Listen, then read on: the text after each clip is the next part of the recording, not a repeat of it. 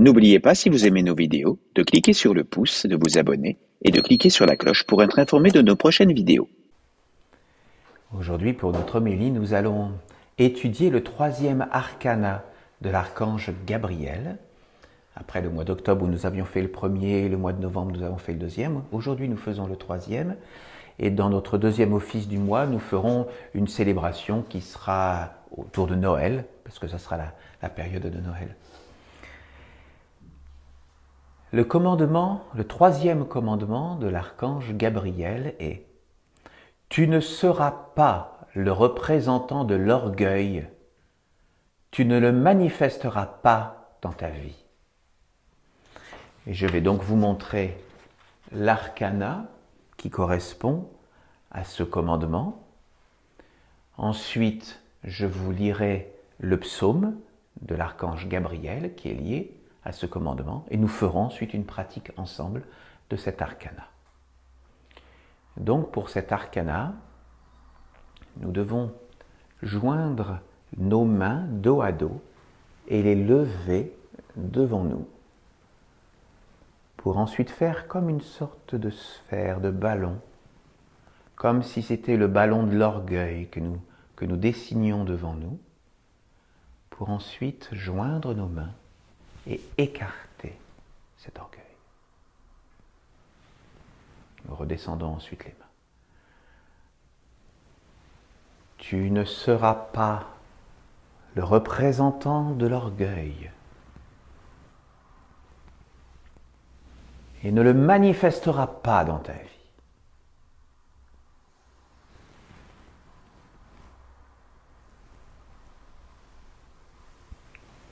Tu ne seras pas le représentant de l'orgueil et ne le manifesteras pas dans ta vie. Je vous le remontre une dernière fois. Tu ne seras pas le représentant de l'orgueil et ne le manifesteras pas dans ta vie.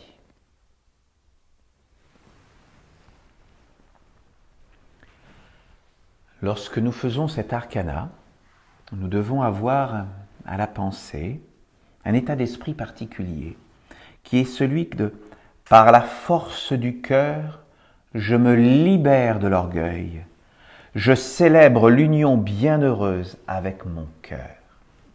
Voilà l'état d'esprit que nous devons avoir. Bien. Je vais vous lire le psaume numéro 248 de l'archange Gabriel, en faisant quelques commentaires. Et ensuite, nous pourrons rentrer dans une pratique, tous ensemble. Tu ne seras pas le représentant de l'orgueil et ne le manifesteras pas dans ta vie. Ce commandement est clair et il fait apparaître les deux mondes, celui de Dieu et celui des hommes. L'orgueil est la vertu principale du monde de l'homme qui se sépare de Dieu. Je dirais même que l'orgueil est une qualité dans le monde de l'homme, car elle fait apparaître la réalité de ce monde. Les hommes jugent celles et ceux qui sont possédés par l'orgueil, alors qu'à la base, il est la force qui a bâti le monde de l'homme, qu'ils admirent tant. L'orgueil pousse l'homme à ne pas rester dans les méandres de la vie et à vouloir atteindre un état supérieur d'existence. C'est pourquoi je dis que cette force n'est pas négative en soi, car elle permet à l'homme d'apparaître. Mais elle doit être maîtrisée et surtout équilibrée afin qu'il ne se perde pas et n'oublie pas que Dieu est omniprésent. Et voilà, beaucoup de choses sont dites déjà. C'est-à-dire que l'orgueil en tant que soi n'est pas quelque chose de condamnable, parce qu'elle est comme l'énergie qui pousse l'homme à agir concrètement dans le monde visible, sur la terre.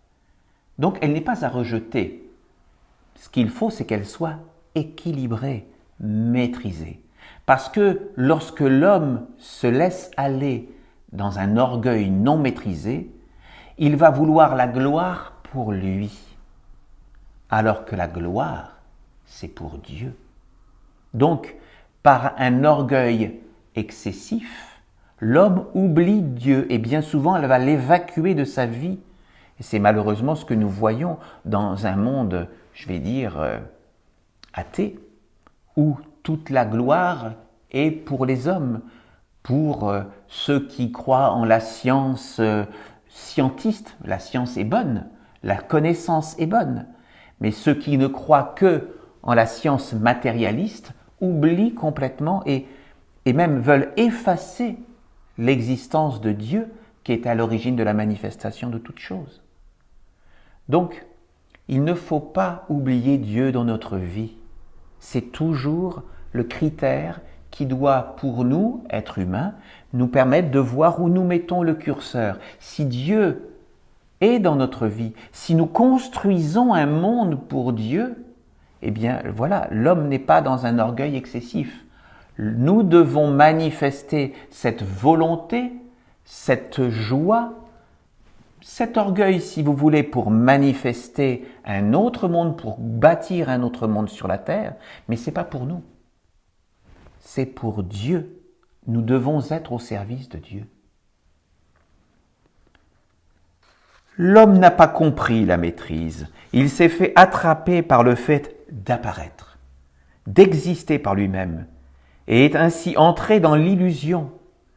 Il a cru que le monde des apparences pourrait le sortir de la médiocrité, d'une vie sans Dieu, et qu'en cultivant le semblant, il pourrait donner le change, se mettre en valeur et prôner la suprématie de son être. Ce qui est positif dans cette démarche, c'est que tout le monde s'en aperçoit. Effectivement, bien souvent, les personnes qui ont un orgueil démesuré, qui sont dans un ego qui enfle, ils sont toujours en train de se mettre en avant, de montrer leur réalisation. Mais bien souvent, on se rend compte que tout leur monde tourne autour de leur propre nombril. Et donc, bien souvent, l'orgueil, on arrive facilement à le démasquer. Et donc, bien souvent, à ce moment-là, c'est que c'est excessif. Lorsqu'un être est pris dans l'orgueil, qu'il se met en avant à outrance, prenant des qualités qu'il n'a pas ou ne porte pas, se plaçant au-dessus des autres, cela a un bon côté, car chacun peut s'en apercevoir. L'homme n'est pas si bête, il sait très bien que la perfection n'existe pas dans le monde de l'homme, et que se montrer sans cesse sous les meilleures apparences démontre une grande faiblesse et un mensonge. L'orgueil a un côté ridicule, et il peut même devenir extrêmement négatif, mais dans son aspect positif, à bonne dose. Il pousse l'homme à ne pas se cloisonner dans son petit monde et à refuser l'idée de l'esclavage. Et oui, c'est cet orgueil, lorsqu'il est bien dosé, il sert à nous montrer qui on est et à vouloir être dans une stabilité pour pas nous faire envahir par n'importe quel projet, par n'importe quelle influence du monde de l'homme qui voudrait prendre les rênes de notre vie. Nous devons avoir cet orgueil de nous limiter, de savoir qui nous sommes personnellement, ce que nous acceptons dans notre vie et ce que nous acceptons pas, pour ne pas nous laisser manipuler par n'importe quelle idée venue d'un monde matérialiste. L'orgueil est une force qui éveille l'homme et le pousse à aller toujours plus loin. Mais s'il dépasse la limite de l'équilibre en se donnant à l'orgueil, il est déjà dans un monde qui est coupé du monde divin et qui n'est qu'un monde d'hommes. À cela, je vous répondrai que l'orgueil est banni du monde divin et de la conversation avec les intelligences supérieures, car Dieu n'existe pas en tout cela. Vous me demanderez comment l'homme peut être banni puisqu'il vit déjà dans un monde qui est coupé du monde divin et qui n'est qu'un monde d'hommes. À cela, je vous répondrai que l'orgueil est ce qui fait apparaître le monde de l'homme comme étant exclusif. C'est le principe de l'usurpation, car l'énergie est détournée pour être donnée à un monde qui n'est pas la royauté. La royauté appartient uniquement à Dieu, au Père-Mère, qui est le bien commun. Voilà. Il faut que nous ayons toujours cela à la pensée. Notre vie, nous avons le droit de la bâtir avec le monde de l'homme, mais nous ne devons pas la vouer et la destiner que au monde mortel. Parce que sinon, si nous voulons vivre que pour le monde mortel, le monde des hommes, eh bien à ce moment-là, nous vivons sans Dieu. Et Dieu doit être le roi de notre vie. C'est lui la royauté, c'est lui qui est tout. Tout doit être donné à Dieu. Et notre vie, nous avons, je vous le répète toujours, le droit d'avoir notre petite vie d'homme, mais l'essentiel de notre vie doit être aussi pour pouvoir lui offrir quelque chose de stable. Notre vie doit être stable et offerte à Dieu. Par l'orgueil, l'homme se coupe de la réalité. Il en crée une autre, illusoire, et se met à son service, délaissant ainsi le service divin.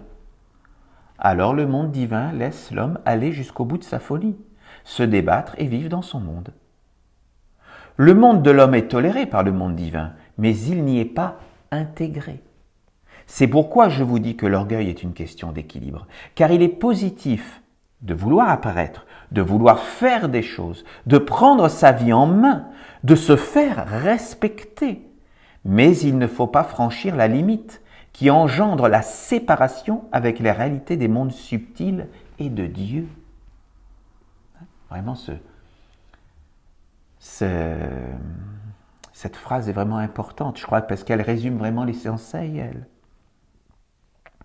Je vous dis que l'orgueil est une question d'équilibre, car il est positif de vouloir apparaître, de faire des choses, de prendre sa vie en main, de se faire respecter. Mais il ne faut pas franchir la limite qui engendre la séparation avec la réalité des mondes subtils et de Dieu. Si l'homme perd le contact avec le grand invisible, il est perdu et c'en est fini de lui. Il bascule alors dans le monde de l'orgueil qui engendre la fausse image de soi, l'emprisonnement et le semblant. Je vais être encore plus clair. L'orgueil est la force qui te permet d'apparaître, d'exister dans le monde de l'homme, d'être une personne, de te manifester. Toute manifestation repose sur le non manifesté, Dieu. Ainsi, si tu parles, tu apparais et fais apparaître, mais le silence demeure omniprésent. Nous le savons tous, Dieu c'est le non manifesté. Il est dans les mondes invisibles. Nous, êtres humains, nous sommes sur Terre, dans le monde physique, dans le monde visible, et nous avons le droit d'apparaître, mais nous devons laisser la primeur à Dieu.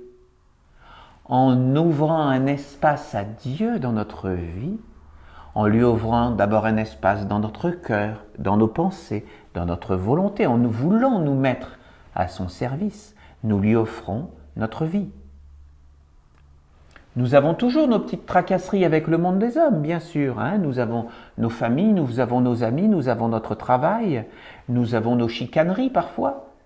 Mais nous devons aussi avoir des instants que nous consacrons à l'Éternel, à Dieu, au non manifesté. Et en lui donnant la primeur dans notre vie, eh bien c'est comme ça qu'il peut se manifester sur la terre, parce que nous lui donnons un corps pour se poser sur la terre. Bien sûr, tout cela est un long travail que nous devons chacun faire à notre niveau. C'est un travail individuel, bien entendu. Et c'est dans le collectif que nous pouvons nous offrir, comme cela, au monde divin.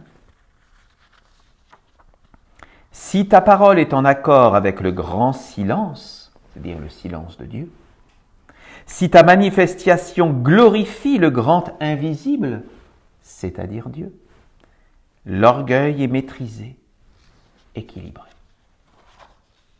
Si ta parole occulte le silence, envahit tous les espaces pour s'imposer et glorifier ce qui n'est pas, faisant apparaître un monde faux.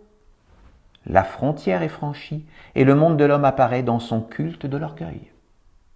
Cela devient le nouveau corps, la nouvelle vie de l'homme qui ferme toutes les portes et qui n'intéresse pas les mondes supérieurs.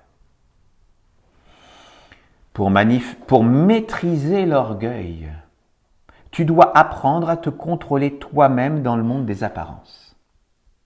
Donc là, on va rentrer sur quelque chose effectivement de pratique. Tu dois être capable de jouer avec toi-même et avec les apparences, tout en demeurant conscient du grand invisible. Voilà. C'est parce que nous donnons un moment de notre vie à Dieu que nous le faisons apparaître à l'intérieur de nous chaque jour, en lisant la Bible essénienne, en lui offrant un espace de méditation, par des chants, ou lorsque nous nous retrouvons, c'est lorsque nous manifestons Dieu à l'intérieur de nous que nous lui offrons un espace. Et donc, il est conscient à l'intérieur de nous. Il est, dans notre invisible. Ainsi, devant le monde, tu dois être capable de parler, de chanter, de créer, de te montrer sans honte ni complexe. Non pas pour faire apparaître la médiocrité de l'homme, mais la grandeur de Dieu. Que ces paroles sont magnifiques, je vous les redis. Pour maîtriser l'orgueil, tu dois apprendre à te contrôler toi-même dans le monde des apparences. Tu dois être capable de jouer avec toi-même et avec les apparences, tout en demeurant conscient du grand invisible. Ainsi devant le monde, tu dois être capable de parler, de chanter, de créer, de te montrer sans honte ni complexe. Non pas pour faire apparaître la médiocrité de l'homme, mais la grandeur de Dieu. Tu dois être capable d'être brillant, sans que s'éveille en toi le monde de l'orgueil, de la vanité et de l'usurpation, qui conduirait tout ce que tu entreprends, non pas à honorer Dieu, mais à nourrir le néant. Rappelle-toi que Dieu, le grand invisible, est la source de tout, et que toi tu es juste un instrument qui doit travailler sur toi pour le manifester dans la pureté et la vérité. Nous avons vraiment des paroles ici qui nous enseignent un mode d'existence sur la terre. Nous devons avoir conscience de cette chance, de cet enseignement, des archanges qui nous donnent des principes, une façon de vivre sur la terre. Rappelle-toi que Dieu, le grand invisible, est la source de tout et que toi, tu es juste un instrument qui doit travailler sur toi pour le manifester dans la pureté et la vérité. Tu dois savoir faire apparaître Dieu à travers toi-même, sans succomber à la tentation de croire que cela vient de l'aspect mortel de ton existence. Ben oui, Dieu ne peut pas apparaître dans le mortel.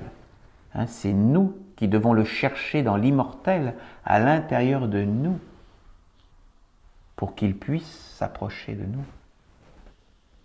Il est important qu'il n'y ait pas de sous-estimation de soi, car cela engendrerait un effacement.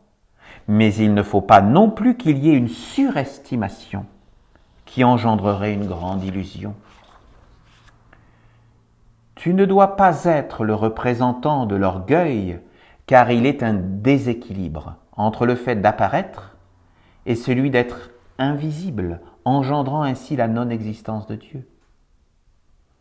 L'homme est un être global, perfectible, mais s'il fait entrer en lui le monde de l'orgueil, il deviendra à long terme son propre esclave et finira par vivre dans le néant de la vie. Alors Dieu, le grand invisible, n'existera plus pour lui, et lui-même n'existera plus pour Dieu. L'orgueil peut être la dignité de l'homme, mais pour cela il doit être équilibré, mesuré, dosé. L'homme ne doit jamais dépasser la limite entre le visible et l'invisible, entre la parole et le silence, entre se montrer apparaître, s'imposer, se manifester, et savoir être discret, s'effacer, disparaître, se dissoudre dans l'infini. L'homme doit être conscient de cette limite et savoir faire la part des choses entre le monde manifesté, formé par le corps et la personnalité, qui ne sont que des outils, et l'âme, qui est universelle, immuable, éternelle, sans frontières, au-delà du visible. Si l'homme n'a pas ce discernement, il joue avec le feu et court le risque de définir sa vie en l'enfermant dans un seul monde. C'est vrai que l'homme a une position particulière dans la création, parce que l'homme est à l'interface entre les mondes visibles dans lesquels il vit et à l'interface avec les mondes invisibles avec lesquels il veut communier. Et donc, nous sommes ici à cette frontière. Et donc, c'est à nous de savoir doser notre lien avec le monde visible qui ne doit pas nous enfermer, et nous ne devons pas être esclaves de ce monde visible, le monde, ce que nous appelons dans la tradition essénienne le monde de la mort. Mais nous devons être ouverts au monde divin, au monde invisible, pour pouvoir le manifester dans notre vie. Paradoxalement, l'orgueil est la force qui permet d'apparaître, qui matérialise et donne une croyance en l'existence séparée de l'homme, une puissance, une image de la vie de l'homme. Mais tout cela n'est habité que par le vide et le rien, car séparé de la source qui demeure éternellement, dans la conscience du non manifesté et de la non-apparence.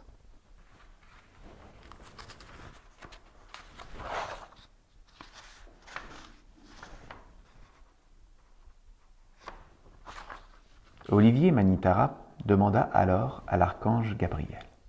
« Père Gabriel, veux-tu nous dire que l'orgueil ne doit pas être le Dieu de l'homme, car il crée une ombre qui prend la place de l'âme, et que l'homme ainsi possédé bannit l'existence de Dieu aux yeux des hommes? L'homme doit non pas se montrer lui-même, mais faire apparaître la beauté, la grandeur, la science de Dieu à travers l'instrument de son être visible et invisible. Est-ce cela que tu veux dire, Père ?»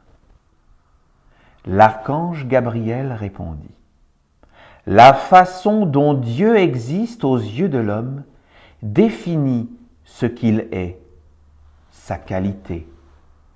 Plus un homme est capable de manifester Dieu à travers l'instrument de son être dans la pureté, l'impersonnalité et la vérité, sans se faire détourner et capturer par le monde de l'orgueil, plus il est un avec le monde divin. Si l'homme se fait envahir par son ombre, qui lui fera croire que c'est lui qui est génial, sage, intelligent, bon, que toutes ses qualités et vertus viennent de lui, il est perdu, car il n'a pas compris ce qu'est Dieu. Dieu est la non-existence dans le monde des apparences, et il est la vie interne à l'intérieur, dans le silence et le non manifesté. Et oui, nous avons l'habitude dans la tradition essénienne de dire que seul Dieu est bon. La bonté appartient à Dieu. Seul Dieu est sage. La sagesse appartient à Dieu. Seul Dieu est intelligent. Seul Dieu est génial. Seul Dieu a toutes les qualités et les vertus qui, elles, sont intemporelles et existent sans la présence des hommes. Donc, il ne faut jamais oublier Dieu. L'homme n'est rien face à Dieu. L'archange Gabriel poursuit. « Tu me diras que cela n'intéresse pas le monde des hommes qui ne veulent vivre que dans la matière, dans le monde manifesté, donner le change à l'existence, s'en sortir, parader, se montrer, réussir dans le monde extérieur, briller aux yeux des autres. Oui, bien sûr que tout cela est important pour l'homme, car c'est son monde. Mais je vous dis que l'homme ne peut donner que ce qu'il a. Ainsi, s'il est vide à l'intérieur, toute sa vie sera vide. Et s'il est plein, il sera comme un arbre portant une multitude de fruits. La vie intérieure est plus importante que la vie extérieure, car c'est elle qui apporte ou non l'âme. L'homme apparaît tel qu'il est, et s'il ne porte pas en lui ce qu'il est, il finit par dépérir et faner.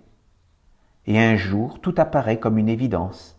Il y a mensonge, tromperie, parce que l'homme n'a vécu que dans les apparences, faisant croire aux autres qu'il avait la réponse, la solution, le savoir, le pouvoir, alors que ce n'était qu'une duperie.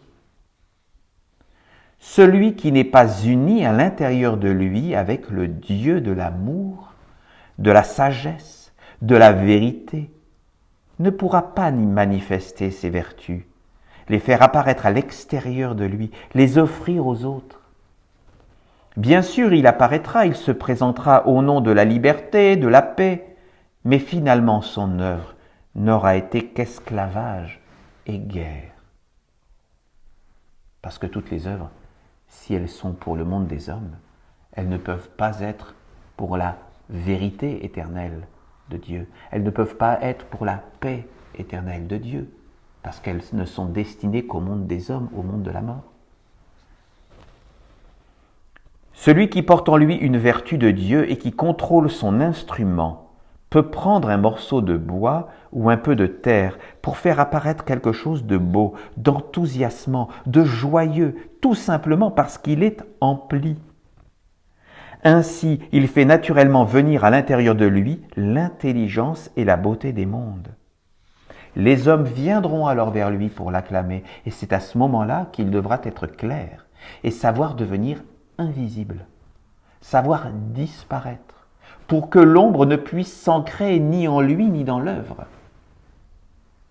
Dieu seul est grand, et l'homme doit être son instrument dévoué et bien maîtrisé.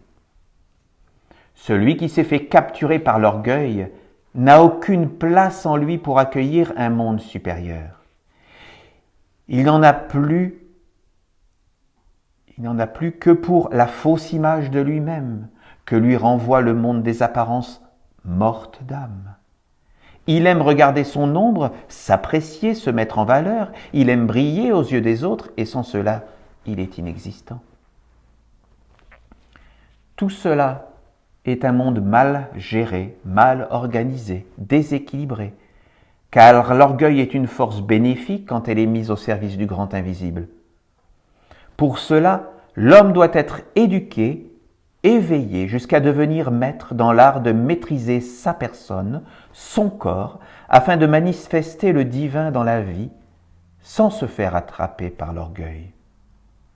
Cela doit être dosé, à l'image des huiles essentielles qui peuvent soulager, guérir et apporter une vertu, ou rendre malade et même détruire si la prescription n'est pas exacte.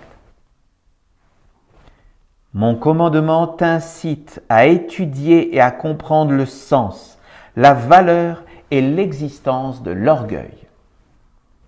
Si l'homme est pris par l'orgueil, cela signifie qu'une ombre vit en lui et a pris la place de son âme légitime.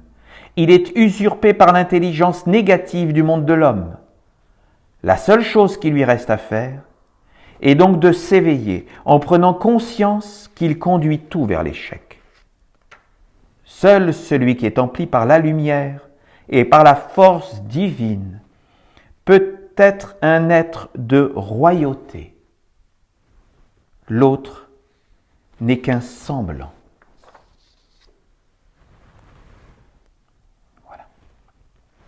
Voilà ce psaume qui est tellement riche d'enseignements. Je vous rappelle, c'est le psaume 248 de l'archange Gabriel que vous avez dans vos Bibles esséniennes si vous souhaitez l'étudier à nouveau. Donc, nous allons rentrer dans une pratique, si vous le voulez bien. Je vais vous inviter à vous mettre debout.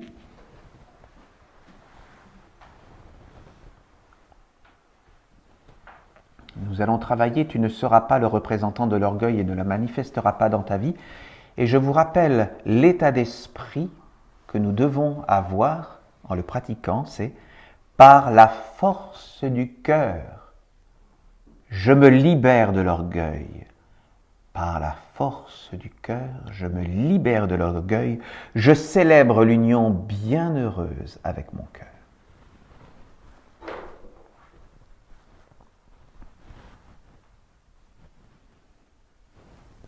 Donc nous mettons les mains comme ça. Et nous créons comme la bulle de l'orgueil devant nous. Et nous remontons les mains pour les unir devant notre cœur et écarter l'orgueil de notre vie.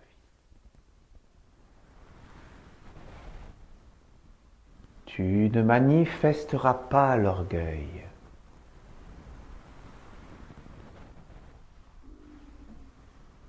Non. Tu ne seras pas Oui. le représentant de l'orgueil. Merci. C'est ce que j'étais en train de me dire. Nous allons recommencer. Tu ne seras pas le représentant de l'orgueil.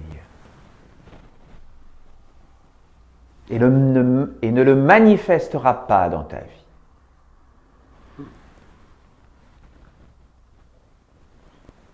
Tu ne seras pas le représentant de l'orgueil.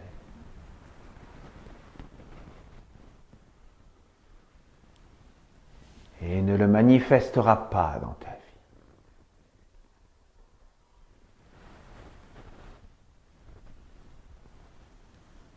Tu ne le seras pas le représentant de l'orgueil.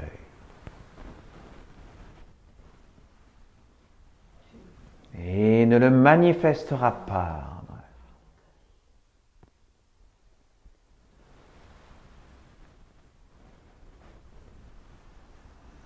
Tu ne seras pas le représentant de l'orgueil.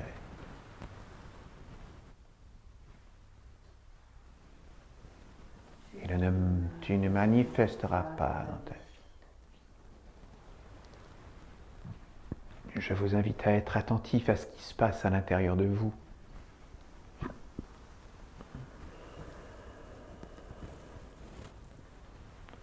Vous pouvez fermer les yeux si vous voulez en faisant cet arcana pour être attentif à ce qui se passe à l'intérieur de vous-même. Et tu ne le manifesteras pas.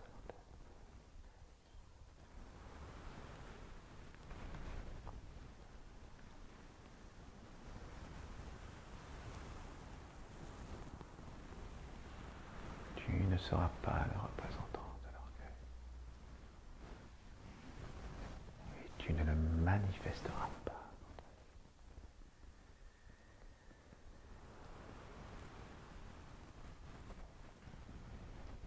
Soyez attentifs aux énergies qui traversent.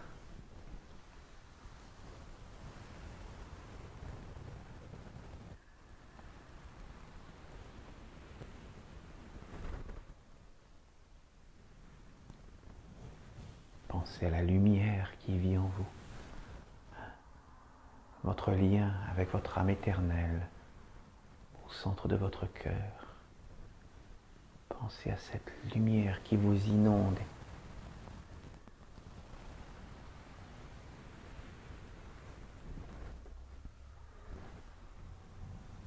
Pensez à l'éternité, à votre lien avec l'éternité à l'intérieur de vous.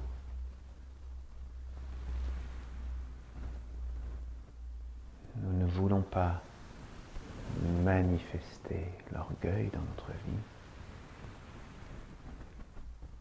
Nous ne voulons pas être son représentant. Et nous voulons l'écarter de notre vie, de notre éternité, qui vit à l'intérieur de nous.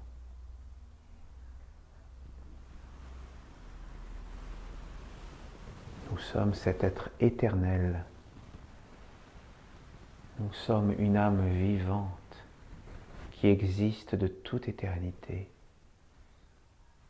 et qui considère son lien avec le précieux, avec Dieu le Père et Dieu la Mère.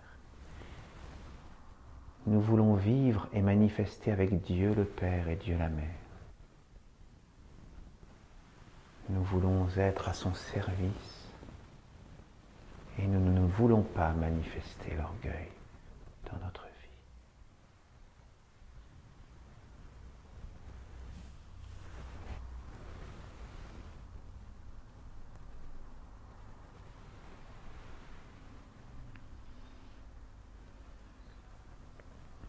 Tu ne seras pas le représentant de l'orgueil.